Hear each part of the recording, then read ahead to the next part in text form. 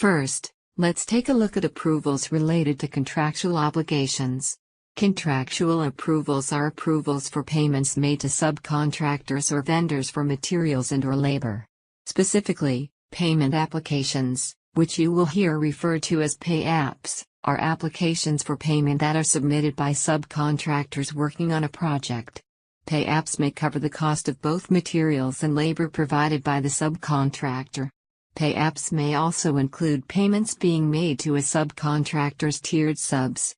As the eyes and ears of a project, it is the superintendent's responsibility to validate that the work and materials billed on the pay app match the material and work received.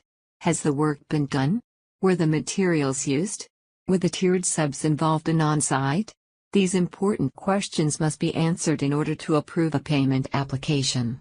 If a superintendent discovers that a pay app bills for work not done, then the pay app would be rejected. Similarly, payment invoices are payments for materials submitted by vendors to VCC. They cover materials used in the construction process. Superintendents are required to validate receipt of the materials to approve these payment invoices. Eventually, after superintendent approval, these invoices are bundled into purchase pay apps, which you may also see in the portal. As you may suspect, these invoices must be properly investigated like their payment application counterparts, though may involve inquiries with other VCC employees and vendors, not subcontractors. Superintendents will also approve invoices. Invoices are received for authorized, non-contractual labor or materials.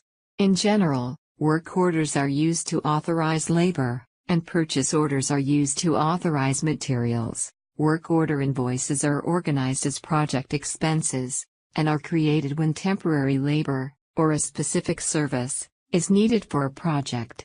For example, a work order is created to authorize the hiring of cleanup crews, or ground-penetrating radar services to locate private utilities. Superintendents do not approve work orders, but they do approve the invoices that are generated as a result of the work being performed. Therefore, it is important to know how work orders fit into the bigger picture. A superintendent will ask similar questions to determine if the labor was performed, or the service provided. Vendors will often provide tickets identifying the number of people and hours worked. These tickets will be attached to an invoice so that the approval process can validate one against the other. Likewise, purchase orders are organized as project expenses, and are created to authorize the purchase of materials for the job. Purchase orders are also created to pay for utilities, such as water and electricity. Superintendents will approve invoices initiated by purchase orders by asking similar questions, such as was the item purchased? Does the invoice match the materials listed on the PO? Finally, check requests are created for items that must be paid immediately, such as permits. These one-time expenses are approved by the superintendent.